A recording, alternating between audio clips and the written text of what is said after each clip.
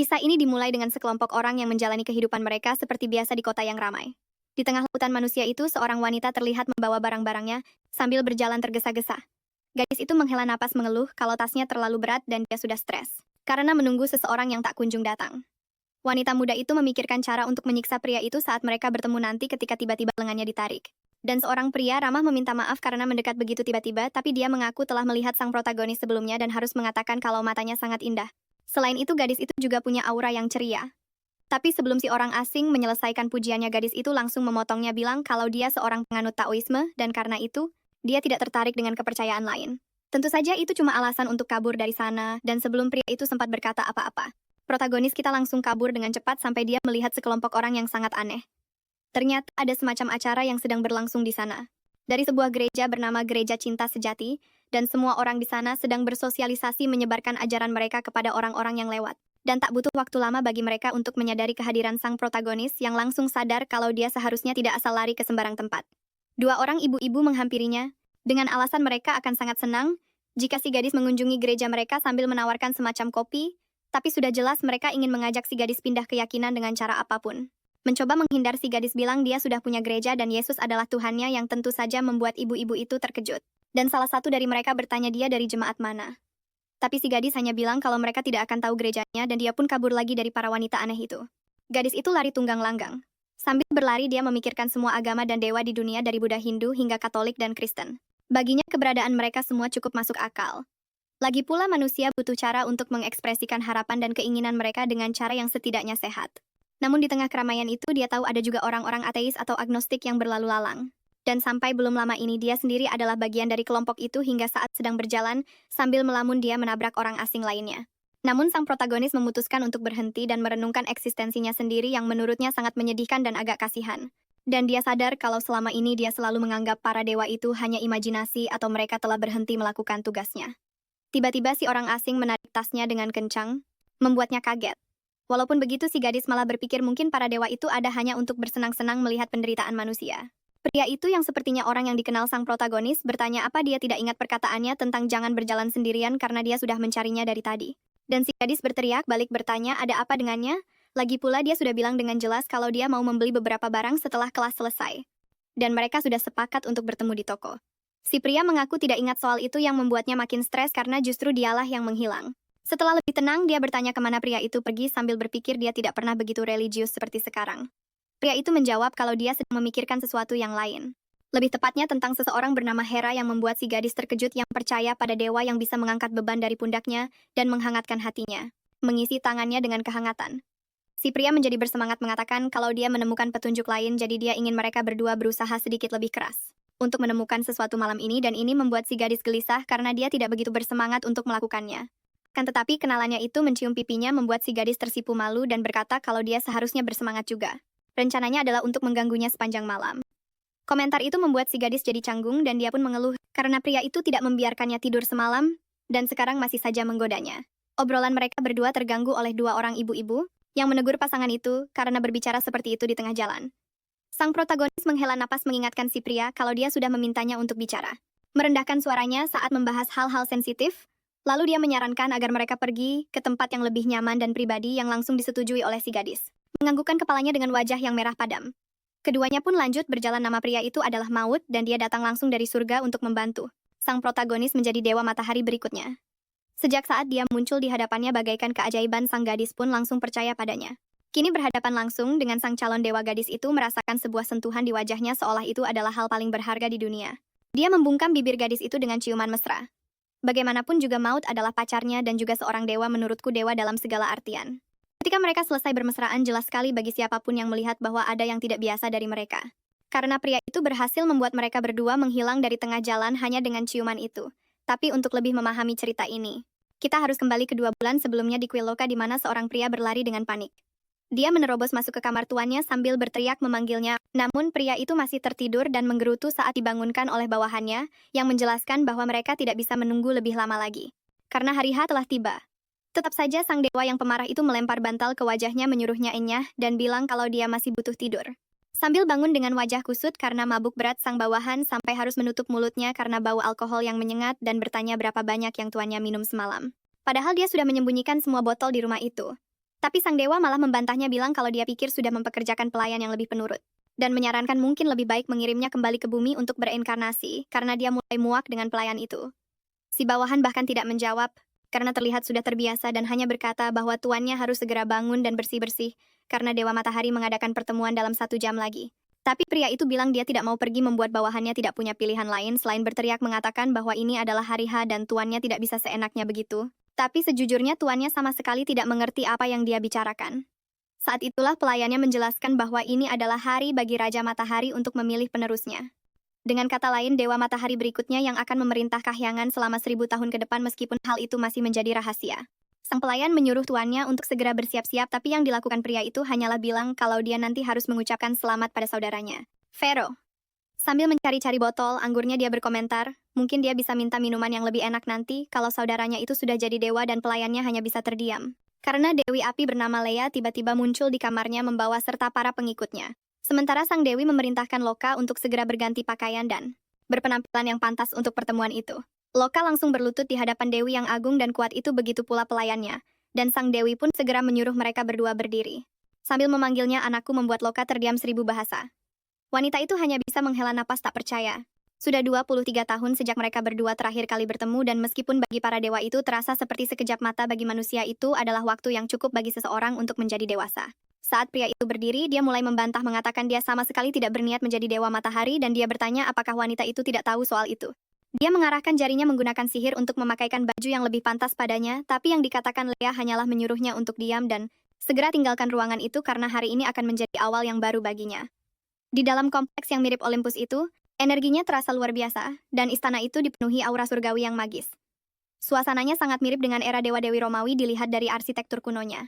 Leia berjalan menuju singgasananya lalu duduk dan mendapati seorang pria berambut panjang yang tak dikenal dan omong-omong pria itu terlihat sangat serius. Di tangga depan para hadirin tampak antusias dengan pertemuan itu dan ada 2 kelompok yang menonjol yaitu kaum abadi baru dan kaum abadi lama. Pria itu berdeham menarik perhatian semua orang lalu mengatakan bahwa dia senang melihat saudara-saudari serta putra-putrinya berkumpul di sana. Dan tentu saja senang dengan kehadiran Leia tepat di sisinya baginya itu membuat hari itu semakin diberkati dan dia mengulurkan tangan untuk membelai tangan wanita itu.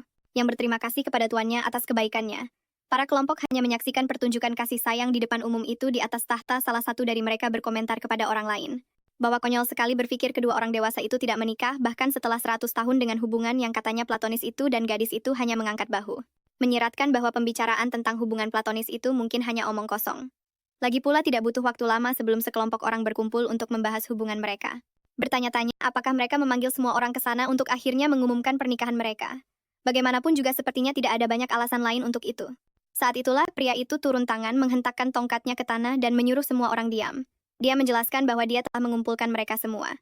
Karena waktunya sebagai penguasa surga akan segera berakhir, jadi dia ingin berdiskusi dengan komunitas tentang siapa yang akan menjadi penggantinya, dan itu benar-benar mengejutkan semua orang di sana yang menatap Dewa Matahari saat ini dengan mulut ternganga. Seseorang berkomentar bahwa mereka mengira pria berjanggut itu akan menunjuk putranya sendiri sebagai penerus Loka. Namun orang lain menjawab bertanya klaim macam apa itu karena sang tuan telah memilih Pharaoh. Dewa Lilin sebagai ahli warisnya dan keributan pun terjadi di antara para dewa abadi baru dan lama, karena sebagian dari mereka berpikir dewa dari asal-usul kematian tidak bisa menjadi dewa matahari yang baru. Sementara yang lain berpendapat bahwa Loka memiliki perilaku yang sangat buruk untuk menjadi dewa. Salah satu wanita di sana berteriak. Bertanya mengapa jika Loka akan diangkat menjadi dewa matahari yang baru mereka harus mempertimbangkan bahwa dewa cahaya kelas 3 itu telah menghabiskan bertahun-tahun mencoreng nama dan martabat para dewa abadi. Dan dia mengatakan bahwa alih-alih menjalankan perannya dan memenuhi tanggung jawabnya sebagai dewa dia telah melakukan pekerjaan yang sangat buruk. Sehingga tidak masuk akal baginya untuk dipilih sebagai penerus mengingatkan semua orang bahwa Loka tidak hanya membuat skandal dengan diam-diam terlibat dengan seorang penari fana. Tetapi dia juga telah menghabiskan 20 tahun terakhir dengan mabuk-mabukan dan menyakiti dirinya sendiri hanya karena dia mendengar dia dipilih untuk bereinkarnasi. Sementara itu, Tuan Pharaoh meskipun berasal dari manusia telah bekerja keras selama 20 tahun terakhir ini untuk mencapai posisi dewa. Tetapi fakta bahwa dia memiliki asal-usul itu sama sekali tidak menyenangkan para dewa abadi yang lama. Dewa Matahari meminta mereka untuk berhenti berdebat. Memanggil Pharaoh dan Loka untuk mendekat dan mereka pun perlahan melakukannya dan masing-masing memperkenalkan diri Loka sebagai dewa cahaya dan Pharaoh sebagai dewa lilin. Sang raja bertanya apakah mereka telah mendengar argumen dari kelompok-kelompok yang hadir yang dikonfirmasi oleh kedua pemuda itu, dan kemudian dengan tatapan serius Dewa Matahari mengatakan bahwa selama 1000 tahun, dia telah menyaksikan pertempuran antara mereka yang terlahir dengan karunia keabadian, dan mereka yang terlahir sebagai manusia lalu bergabung dengan keluarga ini, menjadi dewa. Tapi sampai saat itu gelar Dewa Matahari belum pernah diwariskan kepada Dewa Abadi yang baru, dan penyebutan itu membuat Vero memperhatikan. Karena dia berasal dari manusia. Orang-orang sudah siap untuk berdebat dengan sang dewa, ketika dia berteriak bahwa masih ada satu detail kecil. Setelah berpikir panjang, pria itu menjelaskan bahwa dia memutuskan untuk memberikan kesempatan kepada kedua saudara itu dan pengumuman itu membuat orang-orang ternganga. Pada dasarnya mereka akan menerima misi yang sama untuk turun ke dunia manusia fana, dan itu mengejutkan baik Loka maupun Vero. Para dewa abadi baru dan lama berkomentar di antara mereka sendiri betapa absurdnya hal itu. Lagi pula apa yang bisa dilakukan dewa di dunia itu dan ketika Dewa Matahari kelima mengirim penggantinya sendiri ke dunia manusia. Pemuda itu akhirnya jatuh cinta pada seseorang dan menikah, dan kemudian karena itu, Dewa Matahari harus melanjutkan pemerintahannya selama 1000 tahun lagi sebelum menemukan pengganti lain. Mengabaikan komentar-komentar itu, pria itu mengatakan bahwa kedua pemuda itu harus turun ke dunia nyata dan menemukan seorang wanita yang membuat keduanya semakin mempertanyakan keputusannya. Tetapi sang dewa sangat percaya diri menjelaskan bahwa seperti yang sudah mereka ketahui, Dewa Matahari adalah penguasa dari semua dewa lainnya. Namun Dewi Leia dan persetujuannya lah yang memberikan legitimasi pada pemerintahannya, dan dia menjelaskan ini sambil menatap wanita itu dengan penuh kasih sayang. Menerima senyuman ramah sebagai balasannya. Melanjutkan, sang dewa menjelaskan kalau penerus di masa depan harus diakui sebagai pendamping yang hebat oleh seorang wanita yang membawa esensi matahari itu sendiri. Namun wanita yang akan menggantikan posisi Leia ini masih hidup di dunia fana. Vero menyela bertanya apa yang bisa mereka lakukan saat akhirnya menemukannya, dan sang dewa menjelaskan kalau wanita ini akan membawa cincin api simbol Dewi Api. Tapi dia mungkin tidak akan tahu apa-apa tentang itu karena cincin ini adalah bukti kehidupan lamanya sebagai makhluk abadi. Ide ini sangat menarik bagi Vero. Dan sang dewa membenarkan posisinya di tengah semua kebingungan itu, menyuruh mereka untuk memperhatikan baik-baik lalu memunculkan cincin itu di depan kedua pemuda yang mulutnya langsung ternganga. Loka yang menatap perhiasan itu dengan serius seolah-olah dia sangat mengenal cincin itu. Beberapa kenangan muncul di benaknya saat dia memberikan perhiasan itu kepada seseorang yang sangat istimewa baginya. Pemuda itu merah padam seperti cabai saat itu, dan sang wanita tampak fokus, mencari ukuran yang pas di jarinya sebelum mengatakan kalau dia sangat bahagia. Kembali ke masa sekarang, para bawahan tertarik dengan usulan itu, dan Leia tampak puas dengan semua itu. Kedua dewa itu berdiri untuk memberikan perintah terakhir, dan mereka berkata bahwa orang yang bisa membangkitkan sang dewi di dalam wanita yang sekarang fana itu dan menerima cincin api sebagai balasannya akan dinyatakan sebagai penerus Dewa Matahari. Dan kemudian dia menyuruh putra-putranya pergi agar mereka turun ke dunia nyata tanpa membuang waktu lagi sambil memperingatkan bahwa mereka harus menampilkan diri dengan cara sesederhana mungkin saat mereka turun. Sesuatu yang disetujui, Vero menyadari keheningan putranya yang lain. Sang dewa bersikeras bertanya, apakah dia tidak mendengar yang membuat pemuda itu gemetar sebelum berlutut dan mengonfirmasi kalau dia sudah mengerti segalanya. Masih di surga, Loki dipanggil oleh salah satu bawahannya yang membawa tas berisi barang-barangnya dan bertanya ada apa dengannya. Yang bisa dikatakan Dewa Cahaya itu hanyalah nama seseorang Hera, tetapi pelayan itu tidak mendengar dan hanya mengingatkannya tentang tugas baru. Yaitu harus menemukan cincin api sambil mengatakan kalau dia punya peta yang akan menunjukkan lokasi persis dari ikon itu, sambil mengeluarkan sebuah perangkat saat mencoba membaca nama tempat yang akan dia tuju, dan ternyata itu adalah Republik Korea. Yang semakin menarik perhatian pemuda itu yang tidak bisa menghilangkan bayangan Hera dari kepalanya. Dia bertekad untuk menemukan wanita itu apapun yang terjadi. Sementara itu di dunia nyata, seseorang bersin saat sedang bekerja, bertanya-tanya apakah ada yang membicarakannya sampai membuatnya merasa seperti itu. Seperti kata tahayul dan memperlihatkan wajah protagonis kita. Setelah ingatan yang dipaksakan itu, Luka memutuskan untuk mengunjungi seseorang yang sangat penting. Tiba di makam Hera, dia mengusapkan tangannya ke batu yang dingin seolah-olah bisa menyentuh wajah kekasih lamanya dan dengan sedih dia berkata kalau mereka sudah tiba di suatu tempat. Tapi bawahannya menyangkal menjelaskan kalau menurut navigasinya mereka belum sampai membuat pemuda itu berteriak menyuruhnya diam. Dan sang bawahan menjawab kalau dia akan meninggalkan mereka sendirian sejenak jika itu yang dia inginkan. Pemuda itu menatap lagi makam gadis itu, mengusapkan tangannya ke nisan gadis itu lagi berharap menerima suatu pertanda. Luka berbicara pada bongkahan beton itu, mengatakan kalau dia telah menghabiskan 23 tahun terakhir mencoba melupakannya sejak malam, dia melamarnya dan dia menghilang begitu saja tanpa pamit. Dan sejujurnya dia hanya ingin melihatnya lagi, dan dia mengatakan itu, di antara air matanya membasahi makam sambil menatap foto Hera, yang sekarang menjadi satu-satunya kenangan yang dimiliki pemuda itu. Sementara itu di sebuah pusat konseling anak-anak protagonis kita sedang melihat beberapa anak laki-laki bermain sampai seorang anak menarik perhatiannya membuat wanita itu bertanya apakah dia bersenang-senang hari itu, tapi Seo Jin hanya menjawab kalau sekarang gilirannya untuk berbicara dengan konselor.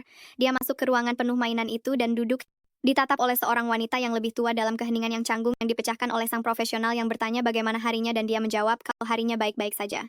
Persis seperti terakhir kali yang kedengarannya tidak terlalu meyakinkan. Lalu wanita itu bertanya berapa banyak pekerjaan paruh waktu yang dia miliki saat ini. Dan Miso merasa gelisah untuk menjawab bahwa jumlahnya ada 2 yang menciptakan keheningan yang semakin canggung di antara kedua wanita itu yang bahkan mencoba untuk tetap sopan. Wanita itu mendidih di dalam hati memarahi Miso karena dia telah berjanji akan berhenti dari setidaknya satu pekerjaan malu dengan keadaannya yang sebenarnya. Dia menjelaskan bahwa sebenarnya dia punya 3 pekerjaan tapi dia pasti akan menemukan satu untuk dilepaskan. Wanita itu tampak kecewa, sambil menghela napas saat mencoba menegur gadis itu. Dia menjelaskan bahwa justru karena alasan inilah dia bersikeras untuk bertemu dengan gadis itu dan setelah sesi-sesinya dengan Seojin dia menjelaskan bahwa jumlah pekerjaan sebanyak ini juga ikut memengaruhi dan berdampak pada keponakannya. Sesuatu yang sang protagonis sadari dan membuatnya malu akan kenyataan itu. Sambil menuliskannya di catatannya, sang profesional bertanya apakah gadis itu masih kesulitan tidur, dan yang ia benarkan lalu sang profesional bertanya bagaimana ia menghabiskan waktu luangnya dan gadis itu pun menjawab. Dia menjelaskan bahwa biasanya dia menonton beberapa film yang membuat wanita itu terkejut secara positif. Lalu Miso menjelaskan bahwa begitu filmnya selesai dia akan memutarnya lagi dan lagi tanpa henti. Hal itu sedikit mengkhawatirkan bagi wanita itu yang kemudian bertanya film jenis apa yang suka ia tonton membuat Miso sedikit malu. Tapi Miso menjawab bahwa biasanya itu adalah film-film seperti Harry Potter dan film-film kutu buku seperti The Lord of the Rings, The Return of the King, dan The Two Towers. Sedikit khawatir dengan ketenangan mental gadis di hadapannya, sang dokter bertanya apakah dia tidak lebih suka untuk melanjutkan percakapan itu di sesi berikutnya, dan Miso tidak berpikir 2 kali untuk menerima tawaran itu. Dia berjalan perlahan menyusuri lorong sambil termenung mengamati dunia di sekelilingnya.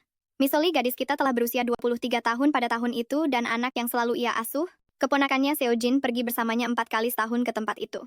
Itu karena bocah itu kehilangan orang tuanya saat berusia 5 tahun. Hal yang sama terjadi pada Miso di masa remajanya saat berusia 15 tahun. Saat dia tiba di tempat abu kakaknya disimpan, Miso mulai memberikan kabar tentang putra dari kakaknya itu. Menjelaskan bahwa bocah itu menerima terapi sosial secara teratur dan akhirnya keceplosan bahwa pusat terapi tampaknya lebih khawatir tentang dirinya daripada tentang si bocah, tapi dia memutuskan itu adalah ide yang buruk dan mencoba untuk tidak menyia-nyiakan waktu almarhumah kakaknya dengan hal-hal negatif semacam itu. Si bocah bertanya apakah hanya itu yang ingin bibinya katakan, tapi Miso menjelaskan dia masih punya lebih banyak lagi. Memberitahu kakaknya bahwa sekarang putranya sudah berusia 7 tahun dan bocah pemberani itu bertanya, apakah mereka datang sejauh ini hanya agar bibinya mengatakan hal-hal itu? Membuat Miso gugup dan menyuruhnya buka mulut saja. Kalau memang itu yang dia mau, lalu Seojin mengungkapkan kepada ibunya bahwa bibinya itu tidak bisa tidur dan masih memakai topeng sosial yang sangat aneh yang membuat Miso kesal. Dia memarahi bocah itu bertanya, bagaimana bisa dia mengatakan hal semacam itu di depan ibunya sendiri. Tapi dia hanya menjawab bahwa bibinya menjalani hidupnya dengan caranya sendiri dan dia juga begitu. Meskipun sedang memarahi bocah itu berada di dekatnya membuat Miso sangat bahagia, dan saat Miso mencubit pipinya Seojin memintanya untuk segera melepaskannya. Dia memang berbeda dari anak-anak lain. Meskipun Miso telah mencoba segala macam terapi yang memungkinkan sulit untuk menangani seorang anak dengan IQ 150. Selain itu, setiap ketidaknyamanan yang dirasakannya adalah tanggung jawab Miso yang membuat segalanya menjadi jauh lebih sulit saat mereka sedang mengobrol. Bocah itu meminta sesuatu untuk jatuh dari langit dan menolongnya dari situasi itu. Dia adalah anak yang sensitif dan menggenggam tangan bibinya, mengajaknya untuk berjalan bersama. Keduanya perlahan menuruni tangga pemakaman sampai Miso memecah keheningan bertanya, apa maksudnya saat dia berbicara tentang sesuatu yang jatuh dari langit tadi, tapi bocah itu dengan kepala tertunduk menjawab bahwa itu bukan hal penting Miso. Dia hanya menginginkan bantuan tambahan dari langit, dan pada saat itu juga secara kebetulan seorang pria jatuh ke tanah tepat di depan mereka berdua. Mereka tidak percaya hal itu benar-benar terjadi apalagi di pemakaman. Tapi itu benar-benar terjadi dan mereka berdua hanya terdiam. Hanya menatap anak laki-laki itu tanpa tahu harus berkata apa setidaknya sampai wanita itu berteriak menanyakan apakah yang di depannya itu benar-benar seorang pria. Sementara Seojin merayakan doanya yang terkabul saat anak laki-laki itu berdiri dengan susah payah, sang protagonis bertanya apakah dia baik-baik saja. Mendengar anak laki-laki itu mengerang kesakitan, ternyata Loka yang ada di hadapannya meskipun dia tidak tahu bahwa Loka adalah calon penerus Dewa Matahari. Anak laki-laki itu berteriak menanyakan apa yang terjadi di sana dan menggerutu bahwa ayahnya tidak mungkin melemparkannya begitu saja sambil mencari orang lain. Sementara Miso menatapnya mencoba menarik perhatiannya bahkan tanpa tahu pasti bagaimana anak laki-laki itu bisa sampai di sana. Kemudian dia menduga bahwa anak laki-laki itu mungkin baru saja membersihkan langit-langit yang sepertinya menyinggung sang dewa yang bertanya bagaimana mungkin dia sedang bersih-bersih. Dan semakin mendekat dia mempertanyakan bagaimana Miso berani berbicara seperti itu membuatnya semakin takut dengan seluruh situasi itu. Lelah dia berteriak menanyakan apakah ada manusia lain di sana. Membuat sang protagonis tidak tahu harus menjawab apa sampai pria itu mengamuk meneriakkan nama Hera tanpa henti karena takut Miso menarik Seojin. Menjelaskan bahwa menurutnya pria itu sedang tidak waras jadi lebih baik bagi mereka berdua untuk segera pergi. Namun sebelum mereka sempat melakukannya, mereka dihentikan oleh pria itu yang memanggil mereka. Sementara Seojin menatap pria yang muncul entah dari mana itu dengan sedikit ketakutan, bibinya mencoba untuk tetap netral. Menanyakan apakah dia bisa membantu dan Loka menjawab dengan pertanyaan lain menanyakan apakah mereka berdua adalah satu-satunya orang atau lebih tepatnya satu-satunya wanita yang ada di tempat itu. Yang tentu saja mengejutkan Seojin dan membuatnya mengeluh bahwa dia adalah seorang anak laki-laki, dia berumur 7 tahun. Dengan pernyataan itu, Loka bertanya apakah orang yang dicarinya adalah Miso, tetapi wanita itu menjadi kesal menanyakan apa yang telah diminum pria itu dan memanggil keponakannya. Agar mereka berdua bisa pergi dari sana karena pria itu jelas-jelas gila namun sebelum mereka sempat melakukannya. Namun sang dewa menarik bahu wanita itu mengatakan bahwa dia belum selesai berbicara, tetapi dia langsung mendapat peringatan dari anak laki-laki itu yang menyuruhnya berhati-hati. Hanya saja Loka tidak mengerti apa yang dia maksud, tetapi sebelum dia bisa menyelesaikan pertanyaannya, dia terkena pukulan yang dilayangkan oleh wanita itu. Dengan tatapan sangar, dia menatap tanah selama beberapa detik. Menggigit bibirnya karena tindakannya sebelum berteriak putus asa karena tangannya sangat sakit akibat pukulan itu. Keponakannya bertanya, apakah dia baik-baik saja? Dan bertanya ada apa dengannya dan mengapa dia mencoba menyakiti bibinya. Seluruh situasi itu membuat sang dewa semakin cemas, dia tidak percaya ini benar-benar terjadi. Akhirnya pembantunya Hayong turun ke bumi meminta maaf kepada tuannya karena terlambat. Lalu tanpa basa-basi Loka menyatakan bahwa dia jatuh hampir tepat di atas Miso dan bawahannya pun merayakannya. Karena itu mungkin berarti mereka telah menemukan reinkarnasi Hera. Namun melihat seluruh adegan itu sang bawahan tidak bisa menahan diri untuk bertanya mengapa semuanya begitu berantakan. Sambil menatap Seojin yang sedang menelepon polisi untuk melaporkan seorang pria yang mencoba mengganggu bibinya, Miso berteriak menunjuk ke wajah kedua pria tak dikenal itu, dan mengatakan bahwa mereka telah mencari gara-gara dengan wanita yang salah, karena dia tidak akan membiarkan situasi itu begitu saja, dan dia menyuruh kedua orang bodoh itu untuk masuk penjara. Sementara Loka hanya bisa menatapnya mengingat bayangan Harry berulang kali, tetapi sekarang wanita di hadapannya yang seharusnya menjadi reinkarnasi sang dewi memiliki citra yang sangat berbeda yang membuat Loka menyangkal kenyataan dan dia berteriak menanyakan di mana kekasihnya berada sementara polisi tiba di lokasi. Di kantor polisi, suasananya penuh kebingungan karena seorang pria sedang mencoba meyakinkan para petugas polisi bahwa dialah yang dipukul lebih dulu. Pria itu berdebat dengan petugas menanyakan apakah petugas itu tahu siapa dirinya dan betapa pentingnya dia. Tetapi kepala polisi hanya menyuruhnya untuk tenang. Keduanya akhirnya melompat kaget ketika mendengar teriakan tak dikenal dari seseorang yang mengatakan bahwa dia berkata jujur. Itu adalah Miso yang menjelaskan bahwa dia dan keponakannya sedang berada di pemakaman ketika seorang pria misterius jatuh dari langit dan mulai membentaknya, dan Seojin menambahkan kalau mereka berdua hampir yakin kalau pria ini benar-benar jatuh dari langit. Polisi itu menatapnya tidak percaya, menjelaskan lagi kalau saat mereka tiba di lokasi, tidak ada orang lain selain mereka berdua, dan itulah kenapa sulit untuk mempercayai seluruh cerita itu. Namun wanita itu menunjukkan tangannya yang terluka, menyuruhnya untuk melihat baik-baik, dan bertanya apa polisi itu pikir dia sengaja melukai dirinya sendiri, dan selain itu, dia menyuruhnya untuk memeriksa rekaman CCTV. Polisi itu menjelaskan kalau dia sudah melihatnya dan faktanya tidak ada siapapun bersama mereka berdua di dalam rekaman. Benar-benar tidak mungkin melihat Loka dan bawahannya kapanpun, tapi gadis itu tidak bisa mempercayainya. Terkejut dia mencoba mencari penjelasan untuk seluruh kejadian itu. Bukannya dia sendirian lagi pula, keponakannya juga melihat semua itu terjadi. Dia tidak percaya dengan apa yang terjadi dan berteriak pada kepala polisi. Pria itu menjelaskan kalau dia mengerti wanita itu kesal tapi memintanya untuk menenangkan diri setidaknya demi orang-orang yang dia cintai dan yang telah meninggal. Saat mereka meninggalkan kantor polisi, wanita itu bicara pada dirinya sendiri, bertanya-tanya apa dia salah lihat atau bagaimana, tapi tangannya masih terluka parah. Lalu dia bertanya pada Seojin apa yang harus mereka lakukan sampai bocah kecil itu menyarankan kalau mungkin mereka telah diserang oleh hantu. Tapi wanita itu yakin hantu tidak ada, hal yang dibantah oleh Seojin. Katanya, di buku-buku yang dibaca wanita itu hantu itu ada. Saat mereka berjalan, Loka dan Hajung mengawasi mereka diam-diam, tidak tahu harus berpikir apa tentang seluruh situasi ini.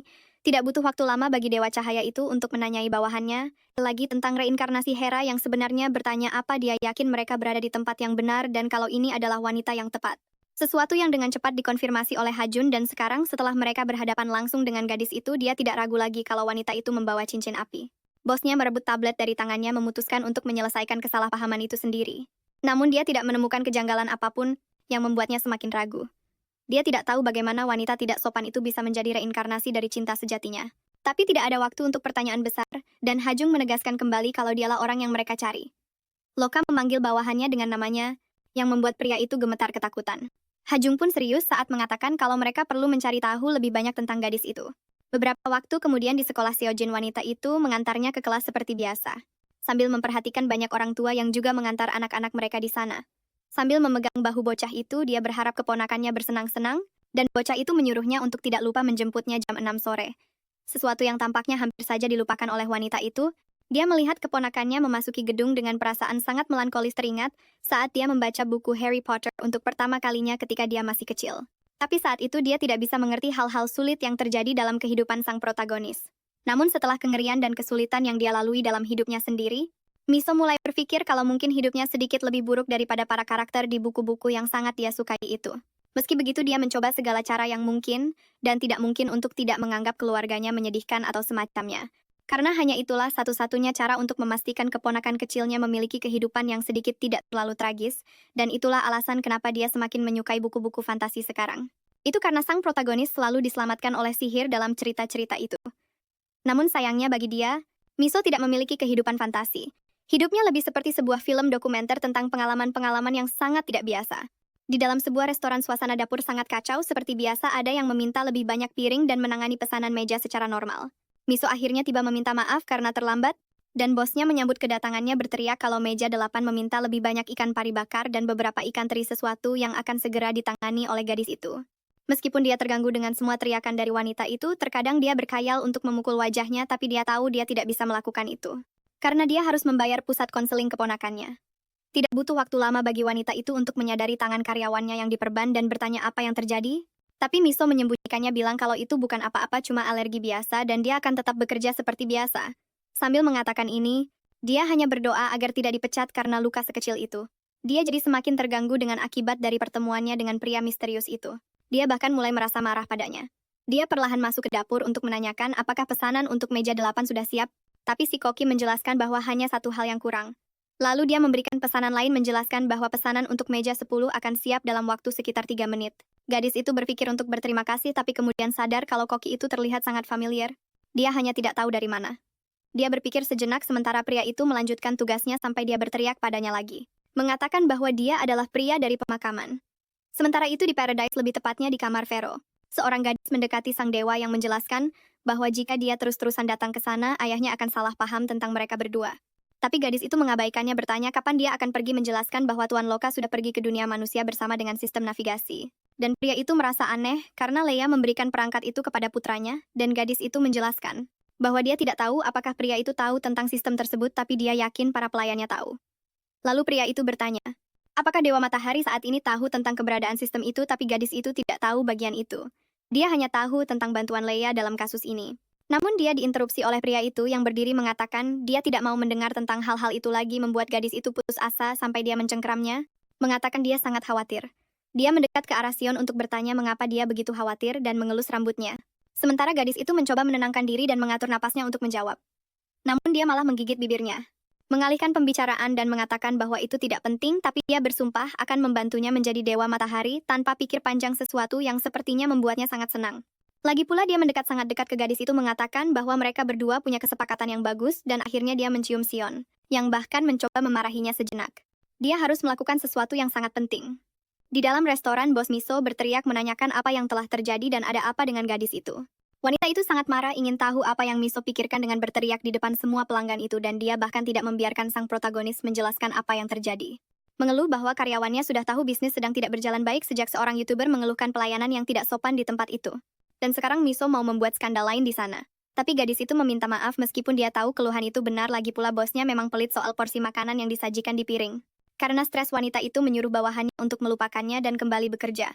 Dan Miso pun melakukannya melayani meja yang meminta sebotol soju. Mereka juga mau beberapa telur rebus dan sesuatu yang lain yang bahkan tidak didengar oleh Miso.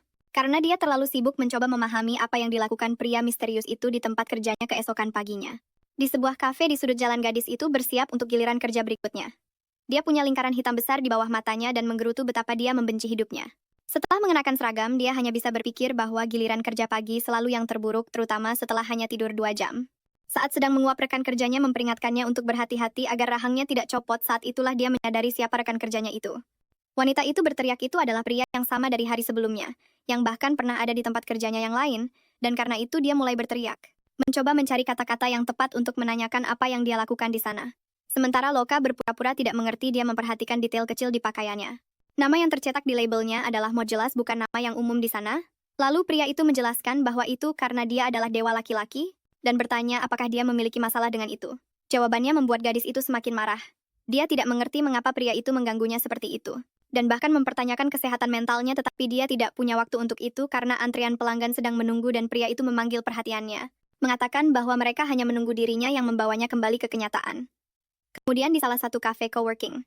Gadis itu bersiap untuk shift lainnya meminta maaf kepada bosnya karena terlambat akibat kemacetan dan salah satu rekan kerjanya berbalik. bertanya apakah itu benar-benar alasan keterlambatannya dan menyarankan agar dia seharusnya naik kereta bawah tanah bertanya apakah dia bodoh atau bagaimana. Yang mengejutkannya itu adalah Loka lagi tepat di depannya. Dia menghela napas saat melihat gadis itu meskipun sebenarnya tidak mengenalnya. Lebih dekat dengannya, Loka bertanya apakah Miso tidak bisa berhenti dengan wajah bodoh itu dan mulai menggunakan otaknya membuatnya mundur selangkah. Tidak tahu harus berkata apa, protagonis hanya setuju dengan anak laki-laki itu yang menatapnya kembali, berpikir bahwa meskipun dia adalah reinkarnasi, tidak mungkin wanita canggung itu bisa menjadi Hera. Lagi pula jika dia benar-benar begitu, dia pasti akan merasakan sesuatu yang berbeda. Sementara melihat semua teror di matanya, Miso merasa stres dan dengan cepat bertanya siapa pria itu. Menggodanya, dia menyarankan gadis itu untuk mencoba menebak. Dan matanya menjadi gelap ketika dia bertanya apakah Loka adalah seorang penguntit, tetapi dia hanya mengatakan bahwa kemungkinan itu sangat konyol dan menunjuk pada kebodohan gadis itu. Kemudian dia meletakkan tangannya di dahi gadis itu membuatnya mengerang sebelum dia menjelaskan situasi. Sebenarnya mengungkapkan bahwa dia adalah seorang dewa. Seperti dewa yang maha kuasa dan kuat. Meskipun itu bukan hal besar, dia bahkan mengingatkannya bahwa dia sudah mengatakan itu sebelumnya, menunjuk ke tempat di mana label dengan nama yang diduga miliknya berada.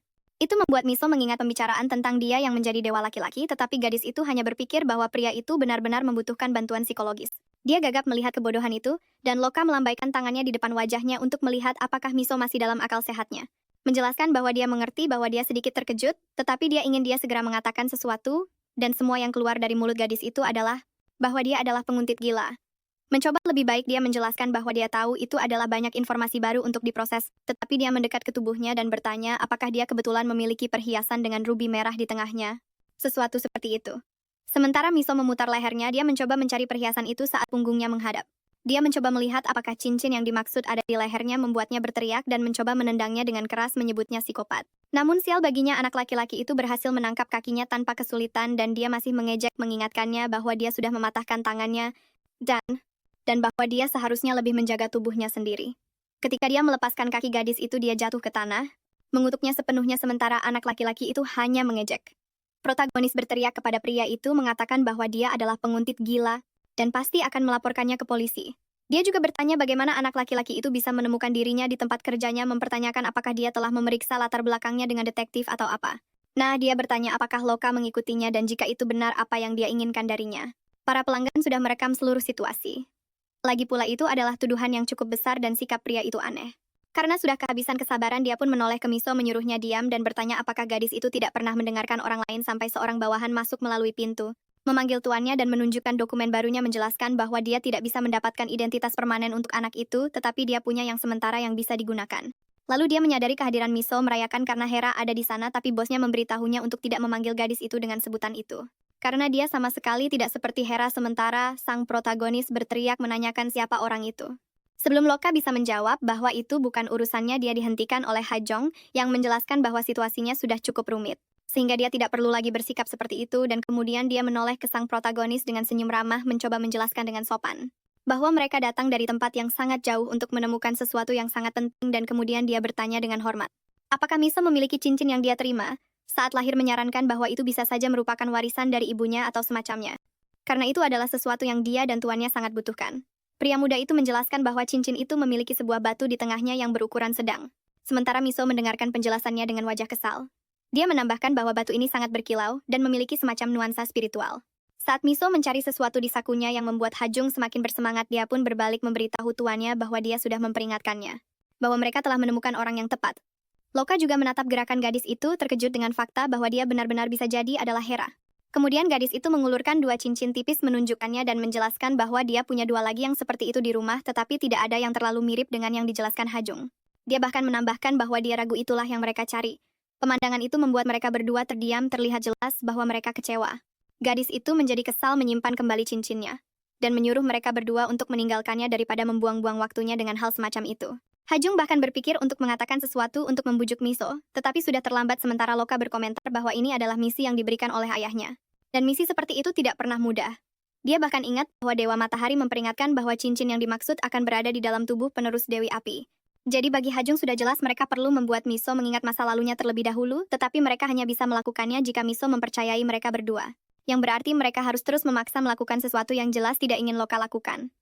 Menyadari keduanya masih di sana, Miso berteriak langsung dari counter tempatnya bekerja agar mereka keluar dari sana, dan bahkan memperingatkan bahwa mereka menghalangi jalan pelanggan sungguhan. Keduanya berbalik menatapnya dengan marah mengangguk seolah-olah mereka memiliki semacam kesepakatan rahasia sebelum meninggalkan tempat itu. Miso menatap pintu yang berayun yang menandakan kepergian mereka dan dia sudah merayakan fakta bahwa dia tidak akan pernah melihat salah satu dari mereka lagi seumur hidupnya. Ketika seseorang yang sudah sangat dikenalnya, bertanya siapa yang sedang dia bicarakan sementara Loka mengenakan celemeknya. Gadis itu sangat terkejut bertanya apa yang sedang dia lakukan di sana. Padahal dia baru saja pergi tetapi pemuda itu menjelaskan bahwa dia juga bekerja di sana. Dan jika dia tidak mempercayai kata-katanya, dia bisa menelepon bos mereka yang membuatnya berteriak semakin kencang karena tidak percaya. Seiring berjalannya hari Miso semakin terkejut dengan keterampilan pemuda itu pertama karena dia melayani dengan kecepatan setara dewa. Dan kemudian karena pemuda itu sangat teliti dan tentu saja keterampilan membersihkannya yang sempurna. Dengan semua kekhawatiran itu, gadis itu berjongkok menekan nomor di telepon untuk menelepon. Ketika bosnya akhirnya menjawab dia mencoba menjelaskan bahwa dia sudah tiba dan... Tetapi sebelum dia bisa selesai, bosnya menyela meminta maaf karena lupa memberitahunya bahwa ada seorang karyawan baru yang mulai bekerja hari itu, yang membuatnya terkejut. Pria itu melanjutkan penjelasannya bahwa karyawan baru itu kuliah di sebuah perguruan tinggi terdekat. Dan rutinitasnya sangat cocok dengan jam buka kafe, dan karena dia bilang bisa langsung mulai bekerja bosnya memutuskan untuk mempekerjakannya. Tapi Miso tidak percaya pria aneh itu benar-benar mengatakan yang sebenarnya khawatir dia bertanya apakah mempekerjakan anak baru ini berarti dia akan dipecat tapi bosnya meyakinkannya. Menjelaskan bahwa anak itu adalah putra salah satu temannya dan berencana membuka kafe coworking sendiri. Itulah mengapa dia memutuskan untuk menunjukkan padanya kurang lebih cara kerjanya. Tapi Miso tidak perlu khawatir. Dengan gugup gadis itu mencoba berdebat dengan bosnya bahwa anak baru itu benar-benar aneh. Sesuatu yang tidak mengejutkan pemilik kafe karena baginya Loka memang tidak normal dan hal itu menarik perhatian Miso saat dia mengamati rekan kerja barunya. Pria itu menjelaskan bahwa dia telah mewawancarai Loka hari itu dan Miso seharusnya bersyukur karena anak itu sangat tampan hampir seperti dewa. Menurut bos Miso yang sekarang sangat sibuk memperhatikan gerakan orang asing yang sedang memperbaiki lampu di salah satu ruangan, dengan satu jentikan jari dia mengakhiri panggilan meminta gadis itu untuk menjaga rekan kerja barunya dengan baik. Dan dia mencoba menahannya lebih lama tapi tidak berhasil. Dia ketakutan melihat apa yang telah dilakukan Loka karena lampu itu sudah rusak cukup lama. Dan dia sempat berpikir untuk menggantinya tapi akhirnya lupa. Sementara Loka beralih ke tugas lain, Miso menatapnya lalu berlari diam-diam ke dalam ruangan yang sekarang sudah terang. Dia menatap lampu itu dengan tidak percaya mengingat bagaimana anak itu hanya butuh satu jentikan jari untuk memperbaikinya. Dia tidak bisa berhenti bertanya-tanya apakah itu benar-benar nyata. Jadi dia menggelengkan kepalanya seolah ingin membuang semua pikiran itu dan mulai meragukan kewarasannya sendiri. Lagi pula itu pasti hanya kebetulan. Apapun itu, dia perlu tahu apa yang salah dengan pria itu. Sangat aneh bagi seseorang untuk mendatangimu dan bertanya secara spesifik tentang sebuah cincin. Bagaimanapun dia yakin sama sekali tidak menyukai anak itu. Sementara itu Loka juga sedang memikirkannya menatap punggung Miso dengan santai sambil menggigit bibirnya. Sambil berpikir bahwa Miso memang reinkarnasi dari seseorang yang sangat dia cintai. Kilas balik ceritanya dengan Hera pun muncul di benaknya. Tentang mereka berdua yang bertatap muka di surga. Hari itu wanita itu terkejut dengan panggilan dewa. Cahaya bertanya, mengapa dia ingin bertemu dengannya secara diam-diam. Dan dia menjawab bahwa dia perlu melakukan sesuatu yang sangat penting sambil dengan lembut menarik tangan gadis itu yang dengan senang hati diulurkannya. Hingga anak laki-laki itu memunculkan cincin yang indah di tangannya. Sebelum bertanya apakah dia mau menerima perhiasan itu menyegel ikatan mereka sekali dan untuk selamanya dan menikah dengannya. Hera menatap cincin itu selama beberapa detik terdiam mendengar kata-kata yang diucapkan oleh kekasihnya. Sedikit tidak sabar dengan keheningan itu, Loka mendesak memohon padanya, dan kemudian wanita itu memeluknya dengan penuh sukacita tidak dapat mempercayainya tapi. Sekarang saat dia berada di samping reinkarnasi dari wanita yang sama, dia tidak bisa merasakan apapun selain keanehan saat Miso memakan sebungkus keripik. Menyadari sedang diperhatikan, Miso menyuruh anak itu berhenti dan bertanya apakah dia tidak punya pekerjaan atau semacamnya. Tapi yang dia katakan hanyalah bahwa dia tidak percaya. Miso adalah Hera. Wanita itu menjawab dengan marah menyuruhnya untuk sedikit menghormati seseorang yang sekarang adalah rekan kerjanya dan bertanya. Apa itu Hera? Anak laki-laki itu bertanya apakah dia tidak menonton TV sampai tidak tahu Harahong bahkan mempertanyakan apakah gadis itu benar-benar orang Korea? Miso sedikit memperhatikan nama itu mencoba mengingat seorang Harahong. Saat itulah sesuatu muncul di benaknya. Dan dia bertanya apakah yang Loka maksud adalah aktris yang telah meninggal 20 tahun yang lalu dan jika memang begitu, bedanya aneh bahwa Loka mengejar orang yang sudah meninggal. Sekarang mengambil kesempatan itu gadis itu bertanya lagi bagaimana dia menemukan pekerjaannya dan apa sebenarnya yang diinginkan anak gila itu darinya. Dia mengaku menjelaskan bahwa meskipun sulit dipercaya Miso adalah reinkarnasi Hera atau setidaknya itulah yang dia dan Hajong pikirkan. Dan dia menjelaskan bahwa wanita yang dimaksud sedang dalam antrian untuk menjadi Dewi Api yang baru yang secara teori berarti Miso adalah yang berikutnya mungkin. Dan ini membuat gadis itu melebarkan matanya sebelum keheningan canggung kembali menyelimuti mereka berdua sampai sang dewa berbalik dengan kesal. Bertanya apa yang sedang dia lakukan, mengatakan hal-hal itu, pertanyaan yang sama juga ada di benak Miso. Loka pun kembali berbicara. Mengakui dengan jujur bahwa dia sendiri pun tidak percaya ini nyata tapi menjelaskan kalau sebuah peta telah menuntunnya pada Miso dan mungkin dia bisa mempercayai hal itu. Dan komentarnya ini membuat Miso bertanya peta apa yang dia maksud, namun Loka tidak menjawabnya. Malahan dewa itu menjelaskan bahwa dia perlu mengambil cincin api yang berada di dalam tubuh gadis itu, karena dia membutuhkan permata itu untuk menjadi dewa matahari selanjutnya yang berarti dia tidak bisa meninggalkan sisi Miso. Setiap perkataan Loka membuat gadis itu semakin tidak percaya. Kali ini Miso berargumen kalau Loka mungkin hanyalah seorang penulis webtoon karena tidak mungkin kepalanya masih waras. Setelah mengatakan omong kosong sebanyak itu. Hal itu menyinggung Loka tapi dia mencoba untuk tidak stres dan berkata kalau cepat atau lambat mereka akan mengetahui kebenarannya. Mengalihkan pembicaraan Loka bertanya, apakah ada anggur di sekitar sana karena dia tidak sanggup menghadapi situasi ini dalam keadaan sadar. Tapi Miso bertanya bagaimana bisa dia berpikir untuk minum-minum di jam kerja. Percakapan mereka pun terhenti oleh panggilan dari sekolah Seojin, yang tentu saja mengejutkan Miso. Dia mengangkatnya memperkenalkan diri sebagai bibi anak itu, dan dari seberang telepon sang guru berteriak mengatakan bahwa sesuatu telah terjadi pada Seojin. Miso langsung berlari sambil menyambar barang-barangnya. Berteriak panik saat tahu kalau keponakannya itu terluka di bagian mulut. Dia menanyakan banyak hal ingin tahu apakah itu luka bakar, apakah berdarah, dan apa yang sebenarnya terjadi selain menanyakan rumah sakit tempat anak itu berada. Saat mengetahuinya dia sadar dia dalam masalah besar, karena butuh waktu hampir 1 jam untuk sampai ke sana. Meski begitu, Miso meyakinkan pihak sekolah bahwa dia sedang dalam perjalanan sementara Loka hanya mengamati semua gerak-geriknya. Gadis itu menekan tombol lift berkali-kali seolah-olah itu akan membuat lift datang lebih cepat. Dia tidak habis pikir bagaimana ini bisa terjadi pada keponakannya. Akhirnya lift pun tiba, dan saat dia masuk, dia menekan tombol lantai 1 berulang kali. Sama seperti yang dia lakukan di luar berharap kotak besi raksasa itu bisa lebih cepat. Namun sebelum pintunya tertutup, sebuah tangan menahan pintu lift membuat Miso menjerit. Itu adalah Loka dan kemunculannya membuat Miso murka, menyuruh pria itu untuk segera keluar. Namun saat Miso terus menekan tombol Loka menjelaskan kalau keponakannya sedang di ruang röntgen yang berada di lantai yang berbeda dari yang Miso tekan, tapi Miso tidak peduli apa yang Loka katakan, dan tetap bersikeras menyuruhnya keluar saat itu juga. Akan tetapi pintu lift keburu tertutup, dan mereka berdua terjebak di dalamnya. Gadis itu sudah kehabisan kata-kata untuk memaki pria sombong itu tapi dia tidak sanggup, karena air matanya pecah saat memikirkan keselamatan keponakannya. Akhirnya lift sampai di lantai 1, dan seperti sebelumnya. Miso berharap segalanya bisa berjalan lebih cepat karena dia sudah sangat putus asa. Saat pintu terbuka dia terperanjat kaget karena di hadapannya kini adalah rumah sakit, dan bukan lagi kafe tempatnya bekerja. Saat pintu tertutup, Loka menjelaskan bahwa dia pernah dengar butuh satu desa untuk membesarkan seorang anak, tapi selain itu akan lebih baik jika ada sentuhan dewa. Lift tiba di lantai B2 dan Miso masih terheran-heran dengan semua itu. Hanya bisa menatap lorong yang kosong. Dan Loka berkata bahwa di saat seperti ini akan jauh lebih baik jika ada sentuhan dewa dalam kehidupan sehari-harinya, karena Miso sangat membutuhkannya saat ini. Untuk pertama kalinya, kata-kata Loka menyentuh hati Miso dan dia menatap pria itu tak tahu harus berkata apa. Sementara itu di pusat medis, semuanya berjalan seperti biasa dengan para pasien berlalu lalang. Saat ini Miso sudah berhasil sampai di kamar keponakannya, yang sedang beristirahat. Meskipun sendirian, dia terus menyalahkan dirinya sendiri. Bagaimanapun juga dialah yang selalu membuat Seojin pulang telat dari sekolah. Rupanya Seojin pergi ke dapur sekolah untuk mencari camilan yang membuat Miso bertanya-tanya apakah gurunya tidak memberinya makan. Tapi saat itu juga Seojin terbangun, menjelaskan kalau itu bukan salah gurunya. Dan itu membuat Miso kaget sampai melompat dari kursi saat bocah kecil itu menambahkan perkataannya. Mengatakan kalau semuanya sangat enak terutama kue beras pedasnya yang sekarang sangat ia inginkan. Miso bilang dia bisa mengambilkannya tapi meminta keponakannya untuk diam karena luka bakar di mulutnya sudah sangat parah. Seorang perawat masuk ke kamar, dan mengatakan sudah waktunya mengganti perbannya jadi Miso tiba-tiba berdiri untuk meninggalkan mereka berdua untuk prosedur itu, tapi akhirnya menabrak nampan yang dibawa wanita itu, menjatuhkan seluruh peralatan ke lantai. Perawat itu khawatir dan bertanya apakah wanita itu baik-baik saja tapi Miso menjelaskan kalau itu bukan masalah.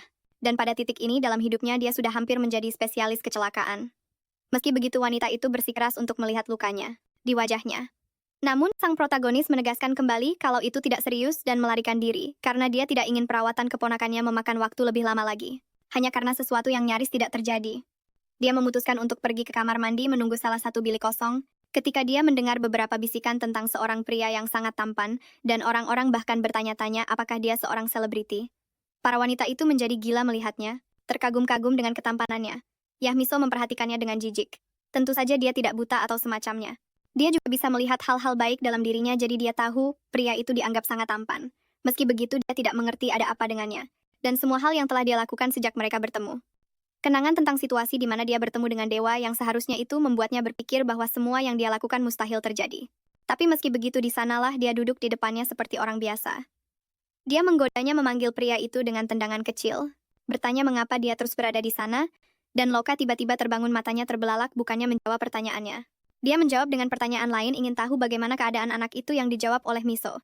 Bahwa mereka masih perlu memantaunya untuk sementara waktu dan mengatakan, apa yang terjadi adalah dia sedang memegang panci berisi makanan panas, dan melakukan apa yang akan dilakukan anak-anak pada umumnya. Berdiri perlahan pria itu mengatakan kalau begitu, dia akan pergi, tapi sang protagonis menarik perhatiannya membuatnya memasang wajah cemberut seperti biasa. Tapi kali ini dia menjelaskan bahwa dia tidak tahu apakah harus berterima kasih padanya, atau lebih baik khawatir tentang apa yang terjadi sebelumnya.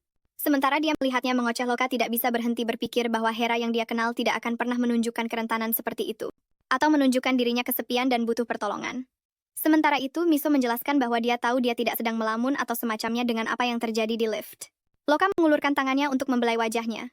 Dia tahu bahwa jika itu benar-benar Heranya, dia bahkan tidak akan bisa sendirian di saat seperti itu. Tapi Miso menariknya kembali ke dunia nyata menjauh darinya, dan bertanya siapa bilang dia boleh menyentuhnya seperti itu. Tiba-tiba, semua yang ada di kepala pria itu adalah Hera. Dengan gugup sang protagonis bertanya apa yang sedang dia lakukan, tetapi pria itu terlalu tenggelam dalam pikirannya untuk mendengar. Dia memutuskan bahwa sejak saat itu, dia akan memberikan berkahnya agar semua rasa sakit dan putus asa meninggalkan hati manusia itu. Dengan mengucapkan mantra ini, dia berharap masalah wanita itu akan hilang berharap daging dan pikirannya akan sembuh dari semua luka. Di akhir sihirnya, sang dewa membuat perjanjian dalam benaknya bahwa jika semua ini benar-benar berhasil, maka dia akan percaya bahwa yang ada di hadapannya adalah reinkarnasi dari kekasihnya. Pria itu memperhatikan bahwa luka yang tadinya ada di wajah lembut gadis itu telah lenyap dan membelai pipinya. Hanya Miso yang tidak menyadarinya dan dia berteriak menanyakan apa yang telah terjadi sebenarnya. Sekarang setelah dia melihat, bahkan tangannya pun sembuh. Dia tidak mengerti apa yang sedang terjadi dan menghampiri pria itu untuk bertanya apakah dia hantu atau penyihir, atau semacamnya, tapi Loka menyangkalnya meskipun dia tahu gadis itu tidak akan mengerti bahwa dia adalah dewa tidak peduli seberapa keras dia bersikeras. Jadi cowok itu langsung menarik tangan Miso menyuruhnya ikut. Hari sudah malam saat keduanya sedang mengobrol. Dan dewa itu membawa sang protagonis ke atap gedung rumah sakit, lalu dengan hati-hati meminta izin untuk memperkenalkan dirinya. Tapi sebelum dia sempat menyebutkan namanya, dia dipotong oleh teriakan Miso yang menuduhnya sebagai vampir. Sambil menunjuk ke arah cowok itu, dan menatapnya dengan serius, dia bilang kalau dia sudah tahu kebenarannya. Lagi pula cowok di depannya ini punya kulit pucat, bibir yang sangat merah muda, dan yang terpenting mata yang bersinar. Cowok itu sudah tidak tahan lagi, dan berteriak menyuruh manusia itu berhenti memotongnya. Meskipun begitu, Miso tetap bersikap defensif bertanya apa maunya dan menduga kalau cowok itu mengincar darahnya. Karena sudah habis sabar, cowok itu bertanya apakah Miso ini penggemar fantasi atau gimana. Tebakannya yang benar itu membuat Miso kaget, tapi itu tidak penting sekarang karena dia menjelaskan untuk menceritakan sedikit tentang kisahnya. Miso bisa mengenalinya sebagai cahaya yang membawa dunia keluar dari kegelapan penguasa segala pendaran cahaya dan lentera buatan manusia. Karena sebenarnya dia adalah putra sang Suryaloka Raja Cahaya. Sambil melihat kulit Loka yang bersinar penuh pesona, Miso bertanya apakah itu semua benar. Cowok itu bilang meskipun mengejutkan, reaksi seperti itu normal mengingat dia baru pertama kali bertemu dengan dewa. Gadis itu masih saja tidak mau percaya.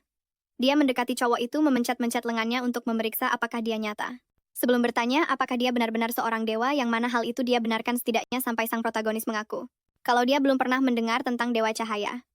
Hal ini mengejutkan Loka karena Miso terlihat serius dan dia pun bertanya apakah Miso tahu sejak kapan dewa-dewa itu ada. Saat itulah, Miso sadar bahwa jika dia benar-benar dewa, apa yang dia lakukan sebelumnya di kafe adalah sihir, jadi dia bertanya apakah dia bisa melakukannya kapan saja. Hal itu dibenarkan oleh Loka, yang menjelaskan kalau dia bisa melakukan apa saja. Sambil menguji kesabarannya, Miso bilang kalau Loka benar-benar punya kekuatan itu, dia bisa menyatukan kembali Korea Selatan dan Korea Utara, yang langsung membuat Loka stres. Reaksi Loka membuat Miso berpikir kalau dia menolak karena tidak bisa melakukannya, tapi Miso ingat kalau Loka bilang dia adalah sosok ilahi, dan bahwa dia bisa melakukan apa saja, jadi dia ingin melihatnya. Tapi kali ini Loka balas berteriak memarahinya karena meragukan kemampuannya sebagai dewa. Lagi pula reunifikasi kedua negara itu sudah ditetapkan terjadi 15 tahun dari sekarang pada tanggal 22 September. Jadi dia tidak bisa ikut campur dalam urusan itu. Keduanya terus berdebat karena Miso mendengus kesal bertanya dewa tak berguna macam apa dia ini. Lagi pula membawa perdamaian ke dunia nyata harusnya jadi tugas yang gampang bagi dewa sejati. Kemudian dia memaksa menyuruh Loka menciptakan dunia tanpa perang dan kelaparan. Dan mata Miso terbelalak sebelum Loka menggigit bibirnya mencoba menahan diri. Saat Loka mengambil posisi seperti sedang bermeditasi, Miso bertanya apa yang sedang dia lakukan. Sampai dia merasakan perubahan aura di sekitarnya. Seolah-olah seluruh tempat itu diselimuti oleh sebuah sihir. Meski begitu, gadis keras kepala itu bertanya apakah ada sesuatu yang terjadi, dan yang membuatnya terkejut, Loka menjawab dengan singkat 5 detik, mengatakan bahwa selama 5 detik penuh dia telah menjaga dunia dalam kedamaian mutlak, menghentikan semua pertikaian di seluruh dunia selama periode itu, yang membuat mata Miso terbelalak. Sang protagonis menatapnya lekat-lekat, tidak percaya dengan semua itu. Seolah-olah dia bisa melihat jiwa cowok di depannya, dia mendekat dalam diam dengan jarinya menunjuk ke arahnya. Seperti sedang melayangkan tuduhan, tapi dia malah bertanya, apakah Loka baru saja menciptakan perdamaian dunia? Sementara itu, Loka yang sudah tidak sabar balik bertanya ingin tahu apakah dia perlu mengulangi lagi apa yang baru saja dia lakukan. Meski begitu, Miso tetap tidak percaya dan berbicara pada Loka seolah-olah dia sudah gila mengatakan kalau mungkin ada yang salah dengan otaknya dan membuat sang dewa sedikit tersinggung. Karena Miso tidak mempercayai kata-katanya. Tapi bagi Miso itu semua mustahil jadi Loka melangkah mendekat menyuruhnya untuk menjelaskan secara rasional. Bagaimana mereka berdua bisa sampai begitu cepat di rumah sakit itu? Atau bagaimana dia memperbaiki lampu kafe begitu cepat tadi? Dan gadis itu pun terdiam tak bisa berkata-kata. Dia terus menyebutkan goresan yang baru saja ada di wajahnya dan tiba-tiba menghilang begitu saja membuatnya ketakutan. Dia pun melangkah mundur. Mengatakan kalau dia tidak tahu persis bagaimana menjelaskannya, tapi pastinya semua itu hanyalah kebetulan besar. Pria itu menatap sang protagonis dengan serius, seolah-olah lelah dengan semua itu. Sementara gadis itu bertanya pada dirinya sendiri, apakah anak laki-laki yang cemberut itu benar-benar seorang dewa? Dia bertanya mengapa Loka menatapnya seperti itu. Tapi sebelum dia selesai, Loka menjawab pertanyaan yang dia tanyakan. Dalam kepalanya sendiri menegaskan kembali bahwa dia benar-benar seorang dewa. Dan dia menjelaskan bahwa meskipun keraguannya bisa dimengerti, dia mulai menyadari bahwa gadis itu akhirnya memahami situasi yang membuatnya ketakutan. Dan Miso bertanya apakah pria itu baru saja membaca pikirannya yang dijawabnya bahwa dia bisa melakukannya, seolah-olah sedang membaca buku, dia bisa melihat ingatan masa lalunya, tapi tidak semuanya. Gadis itu terus melangkah mundur sampai menabrak dinding. Dia terpojok oleh Loka yang menjelaskan bahwa dia adalah dewa dan bukan iblis. Dan karena itu dia tidak ada di sana untuk mencoba menyakitinya. Sambil gemetar gadis itu bertanya mengapa dia ada di sana, tapi dia sudah menjawabnya sebelumnya. Mengingatkannya bahwa dia memiliki cincin Dewi Api berikutnya. Dan dia membutuhkannya membuatnya terdiam saat Loka menunjukkan wujud asli permata itu.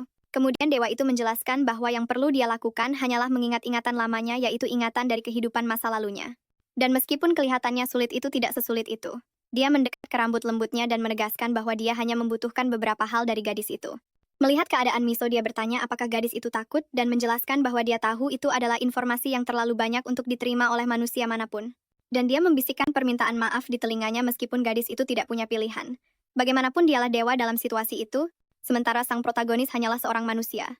Dengan cara yang paling anti klimaks, telepon gadis itu berdering mengganggu percakapan mereka. Itu adalah bos kafe tempatnya bekerja. Dia menjawab dengan panik menanggapi pertanyaan tentang mesin kasir dan meminta maaf karena tidak ada yang menjaga toko. Lalu dia memutuskan untuk jujur dan menjelaskan bahwa dia sedang berada di rumah sakit saat itu. Sebelum dia selesai menjelaskan, pria itu berbalik menggerutu sebelum menghilang ke udara. Gadis itu tidak percaya hal itu baru saja terjadi. Ini sangat berbeda dari apa yang terjadi di antara mereka. Di dalam lift di mana pintunya hanya terbuka dan tertutup. Sekarang dia benar-benar lenyap, sementara itu jauh dari sana beberapa burung berputar-putar di atas bangunan batu, terbang dengan cepat karena kehadiran seseorang berkerudung. Itu adalah Vladimir sendirian dan menyamar. Dia melihat sebuah rumah yang terbuat dari kayu sederhana, dan ketika dia mendengar gerakan dari dalam, dia bersembunyi di balik salah satu batu. Dari dalam bangunan kecil itu, seorang pria menakutkan keluar berjalan perlahan. Pintu rumah itu bersinar saat terbuka dan orang lain yang sedang duduk di meja menggerutu. Bertanya apakah pengunjung itu tidak tahu cara mengetuk pintu sampai dia menyadari siapa orang itu lalu menyapa tuannya Voevodomir. Dan bertanya ada gerangan apa tuannya berkunjung. Sang dewa menyapa malaikat maut itu berkomentar bahwa penampilannya baik-baik saja. Pria berambut panjang itu bertanya apa yang membawa dewa itu ke tempat tak berpenghuni seperti ini. Bagaimanapun seorang dewa sepertinya punya hal yang lebih baik untuk dilakukan. Vladimir berkomentar bahwa mustahil bagi sang malaikat maut untuk menyembunyikan kebenaran dan langsung bertanya apakah dia punya informan baru, sesuatu yang disangkal oleh pria itu sambil meminta maaf. Tapi itu tidak penting bagi Dewa Lilin. Faktanya yang benar-benar penting baginya adalah memperjelas bahwa sang malaikat maut telah gagal. Wajahnya tampak seperti psikopat saat bertanya apakah pria itu lupa bahwa dia seharusnya membawa Hera turun ke neraka. Sang malaikat maut mencoba menjelaskan apa yang terjadi, tapi dia diinterupsi oleh tuannya yang menegaskan bahwa kalau begitu, tidak ada alasan untuk melanjutkan kesepakatan mereka. Dan kemudian dia berkata bahwa begitu dia menjadi dewa matahari yang baru, pria itu tidak akan menerima apapun lagi darinya. Malaikat maut itu mencoba menjelaskan bahwa ini di luar kendalinya yang menarik perhatian Votimir, tapi si rambut merah itu berbalik ke arahnya. Bertanya, kenapa dia baru mengatakannya sekarang setelah 23 tahun padahal dialah yang memberi perintah. Bos pria itu pun muncul, mengatakan bahwa mereka tidak membuang waktu dengan trik-triknya dan berkata bahwa jika dewa itu sudah tahu Hera masih hidup di dunia fana, dia ingin tahu kenapa dewa itu ada di sana sekarang untuk mencoba mengonfirmasi informasi itu, dan dengan serius dia bertanya apakah dewa itu datang untuk membuat proposal baru. Pendekatan dari Master Malaikat Maut ini membuat senyum sinis terukir di wajah pemuda itu yang pada akhirnya setuju. Kesepakatan baru akan sangat bagus. Sementara itu, di dalam istananya Dewa Matahari mendengar teriakan demi teriakan dari beberapa orang. mengatakan bahwa apapun alasannya adalah salah menggunakan kekuatan di hadapan manusia fana sementara yang lain, berargumen bahwa itu hanya berlangsung selama 5 detik, dan konyol sekali menolak waktu damai sesingkat itu di dunia. Tapi ini bukan tentang keinginan mereka melainkan tentang fakta bahwa ada batasan antara interaksi antara dewa dan manusia dan hal itu telah melewati batas. Perdebatan itu memanas dan seorang pemuda berkomentar bahwa semua orang di sana sudah mengenal Loka, tapi dia diinterupsi oleh seorang gadis yang bertanya bagaimana bisa dewa kelas rendah menggunakan kekuatan seperti itu, padahal mereka yang berada di posisi lebih tinggi tidak akan pernah berani melakukan hal seperti itu karena seorang dewa tidak bisa lengah dan mengekspos dirinya seperti itu di depan manusia fana kapanpun dia mau. Selain itu, salah satu gadis berargumen bahwa tidak mungkin menerima Loka sebagai pemimpin baru jika dia terus bertingkah seperti orang gila yang tidak tahu apa-apa. Dan para abadi yang baru terkejut mendengar wanita itu berteriak bahwa Loka tidak punya hak untuk menjadi pewaris. Pertengkaran pun terus berlanjut di satu sisi. Mereka menyuruhnya diam dan mengingat anak siapa dia, dan di sisi lain hal itu justru menjadi alasan lain untuk menaruh ekspektasi lebih tinggi pada pemuda itu. Akhirnya Dewa Matahari turun tangan menyuruh mereka berhenti dan bertanya apa yang sebenarnya ingin mereka katakan. Lalu wanita yang serius itu menjawab bahwa Tuan Loka harus dihukum dengan pantas karena melanggar fakta para dewa dan oleh karena itu harus didiskualifikasi sebagai penerus tahta sang penguasa. Para abadi yang baru menyuruhnya untuk berhati-hati dengan ucapannya dan sudah siap untuk mengutuknya saat mereka diinterupsi.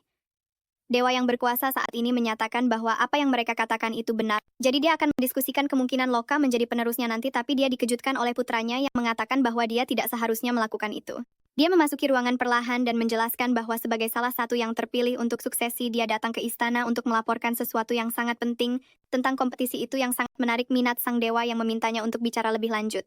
Lalu sambil melepas tudungnya, Vladimir menjelaskan bahwa kesalahan atas kejadian itu tidak seharusnya jatuh padanya atau saudaranya, melainkan pada ayahnya yang menjadi sangat marah dengan tuduhan di depan umum ini. Meski begitu, pemuda itu tetap menjaga sikapnya bertanya apakah mereka berdua bisa bicara berdua saja sebentar.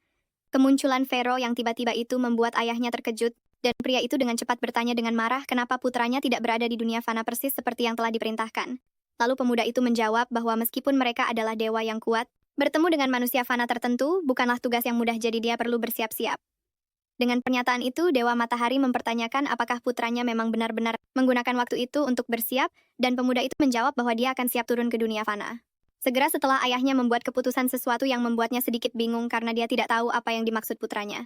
Saat itulah Vero mengungkapkan bahwa saudaranya telah menemukan wanita yang ditakdirkan untuk menggantikan Dewi Api.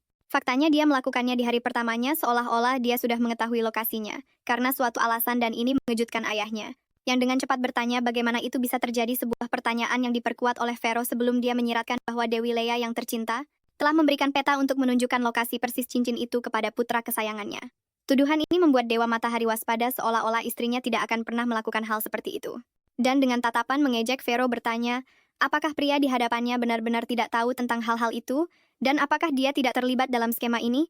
Ucapan sang anak menyinggung ayahnya yang berteriak menanyakan apa yang baru saja dia katakan, tetapi anak itu tetap tenang dengan sikap yang menyebalkan sambil menjelaskan bahwa dia sedang mempertimbangkan apakah harus mengungkapkan kebenaran kepada 3.000 immortal baru lainnya.